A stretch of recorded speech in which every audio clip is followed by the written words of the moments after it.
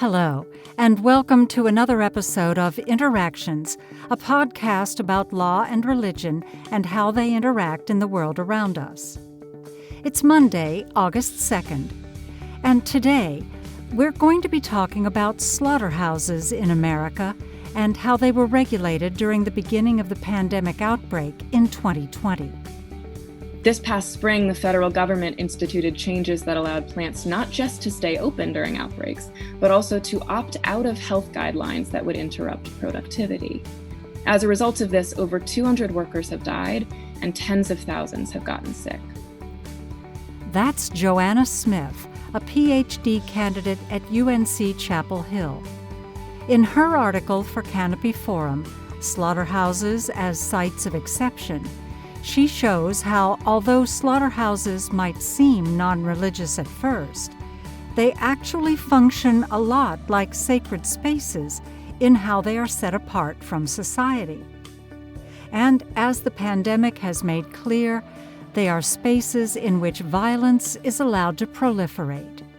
Over the course of the last 2 centuries, the slaughterhouse has been carefully developed to function as a site of legal exception, within which violence against both animals and workers, many of whom are immigrants and people of color, is hidden from the public's gaze while being rendered licit. All this and more on today's episode of Interactions. I'm Janet Metzger, and this is Slaughterhouses as Sites of Exception by Joanna Smith.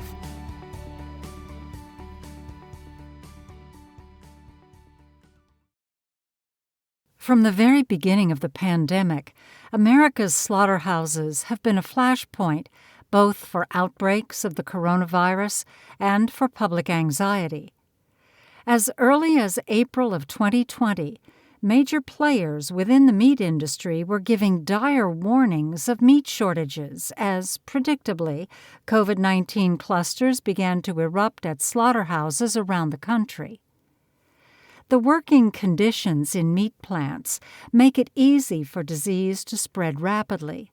Thousands of workers standing shoulder to shoulder on the disassembly line, crowded locker rooms, dining halls, and bathrooms, windowless buildings. Yet when the first slaughterhouse was shut down because of an outbreak, a Smithfield pork plant in Sioux Falls, South Dakota, cries for meat plants to stay open grew louder.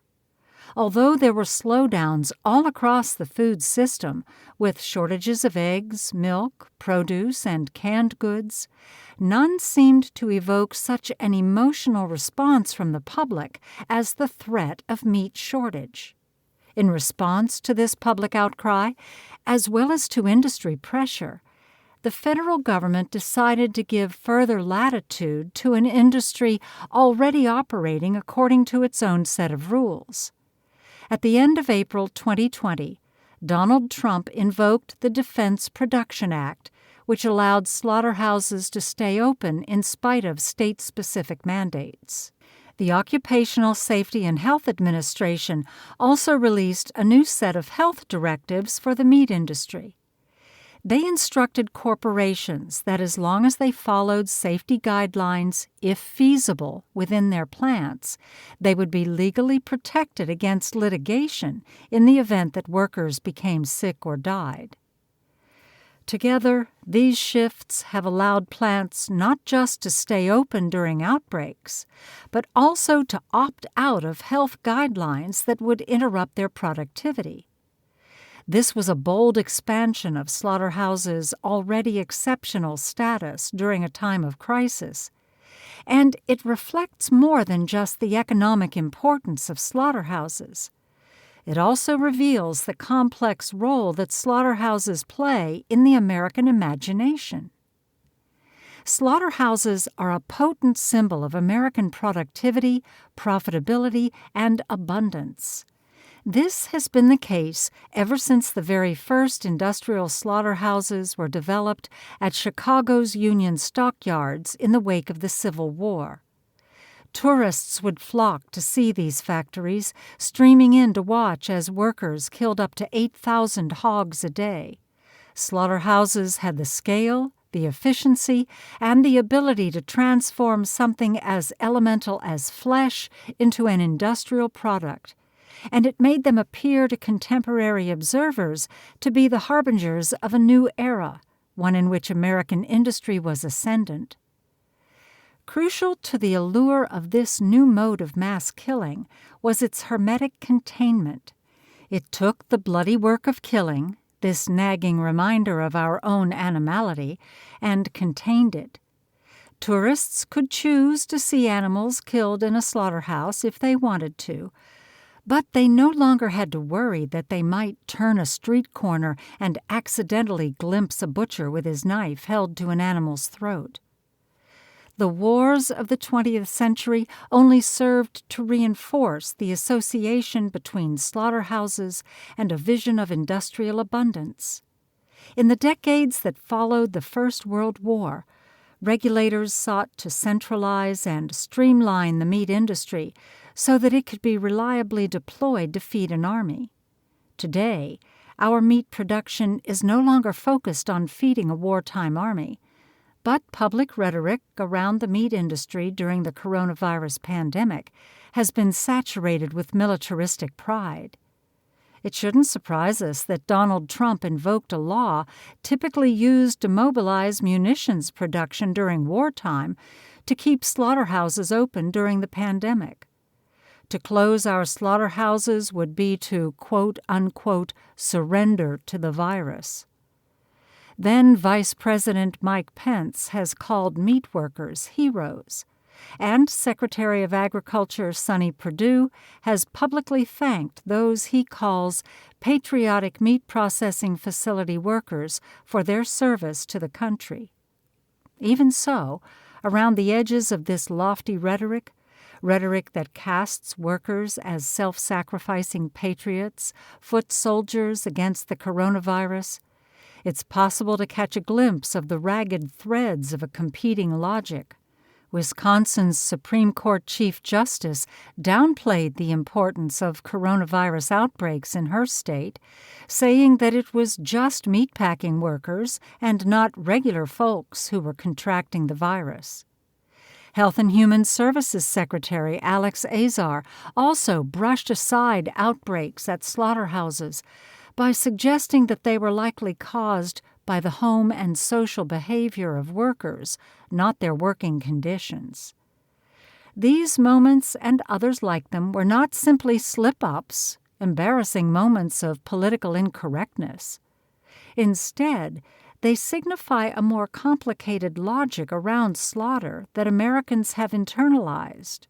At moments of crisis, slaughterhouses are held up as symbols of American industry and resilience. But slaughterhouses are also mechanisms of containment for the dirty work of killing, work which is thrust into the hands of workers who are too often considered as somehow less than American.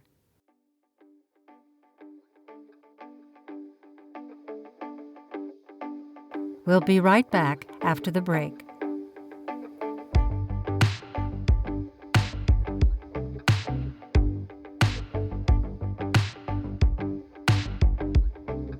Hi, Interactions listeners. This is Justin Latterell at the Center for the Study of Law and Religion. If you like this episode and want to learn more about the interactions of law and religion around the world, check out the link to our book brochure in the podcast description.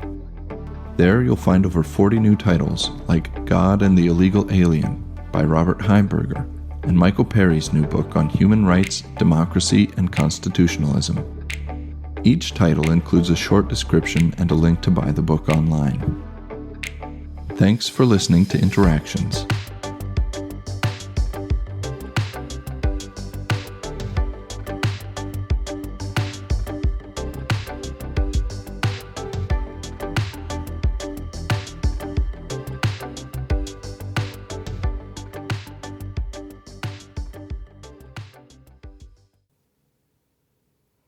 Slaughterhouses operate outside of the public gaze and have come to exist as carefully carved-out zones of legal exception inside of which violence against animals and exploitation of workers, many of whom are people of color and immigrants, is rendered licit.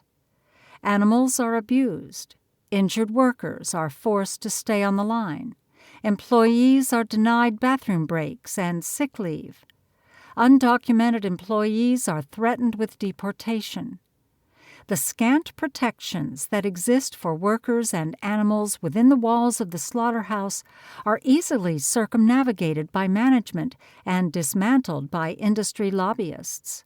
Until recently, USDA restrictions capped kill speeds at the already breakneck pace of 1,106 hogs an hour.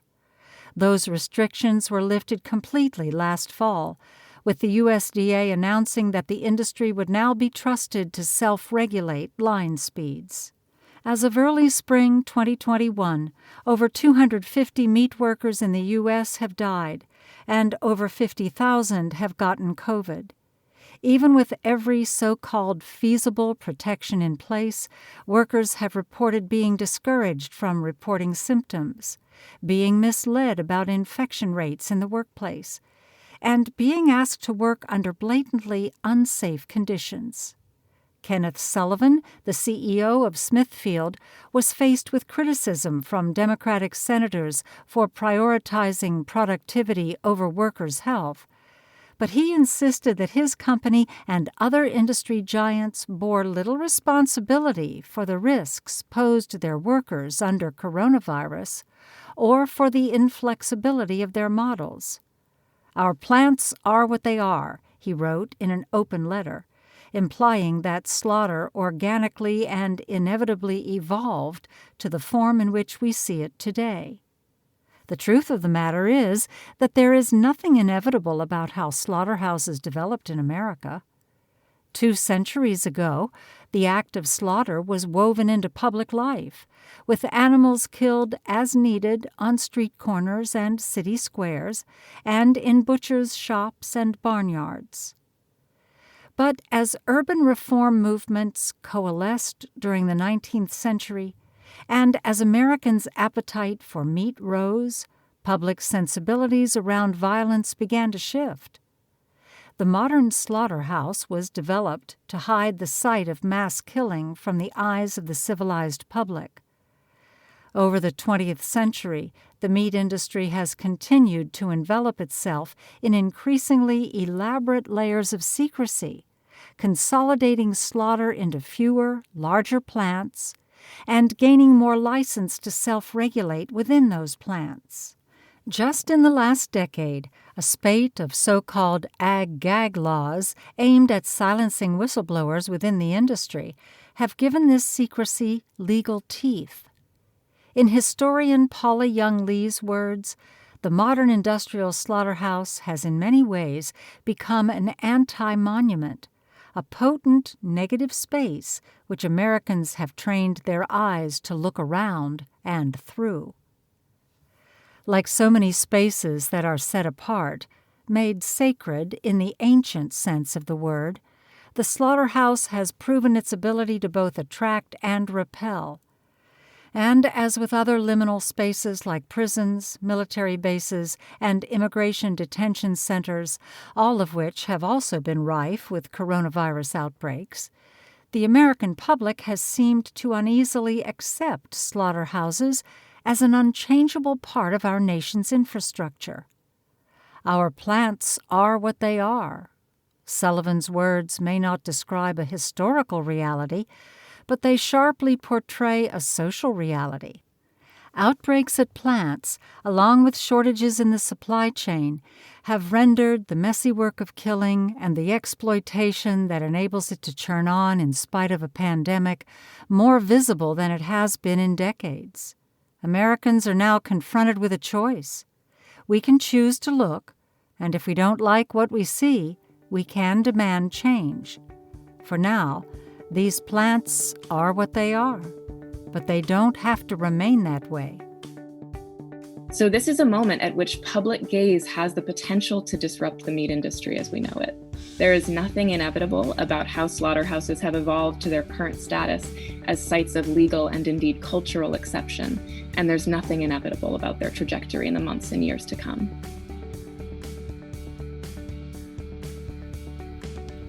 That was Slaughterhouses as Sites of Exception by Joanna Smith. You can find the full article on Canopy Forum by following the link in the episode description. Canopy Forum and the Interactions podcast are distributed by the Center for the Study of Law and Religion at Emory University and produced by Anna Knudsen. I am your narrator, Janet Metzger. You can follow Canopy Forum on Twitter or Facebook and subscribe to Interactions on your favorite podcast platform. Thank you for listening.